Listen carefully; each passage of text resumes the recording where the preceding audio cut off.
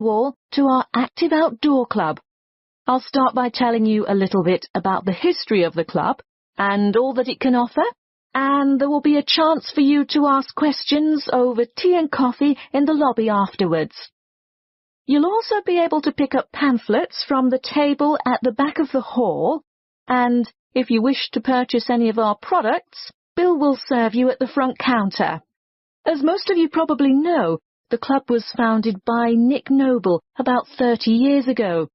He thought of placing an advertisement in the local newspaper or erecting a billboard somewhere, but it was the radio that he decided on to reach the most people. You know, other people who might be interested in outdoor pursuits. Just basic activities like walking or tramping.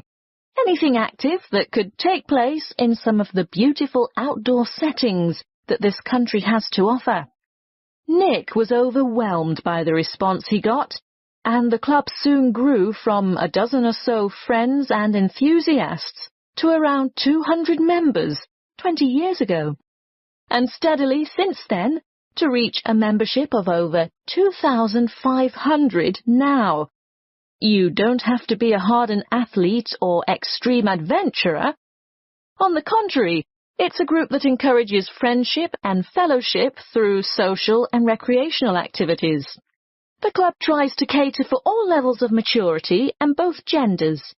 In fact, anyone who has the physical ability and a moderate level of health and fitness to participate in open-air activity on a regular basis.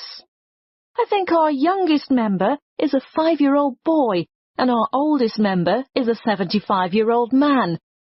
Of course, we have more challenging opportunities for those who are up to it, but all excursions are graded according to level of difficulty, and there will always be something for those families with small children.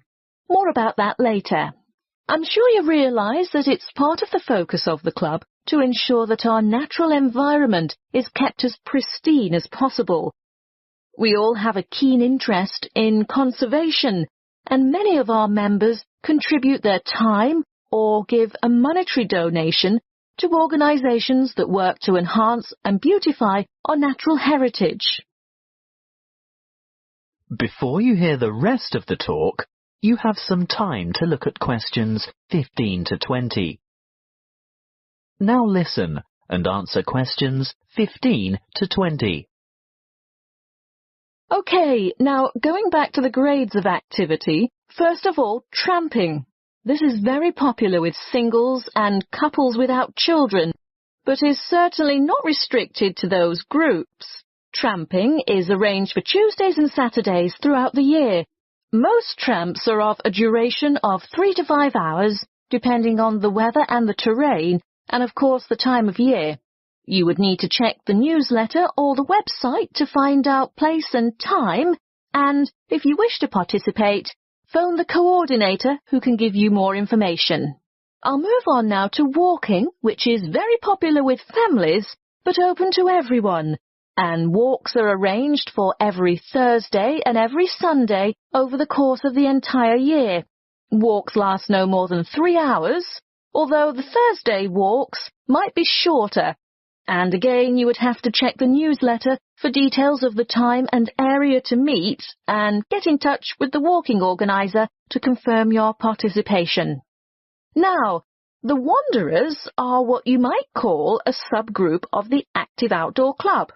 This group was set up to cater for the less active, more elderly, or families with very young children who still want to enjoy the great outdoors, but without quite so much exertion.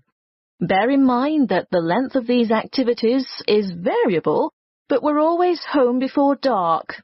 Any member of the club is welcome to join in their activities on a Sunday, which include visiting some of our more beautiful parks and botanical gardens, beach walks, picnics, and even boat trips to visit some of the small islands off the coast.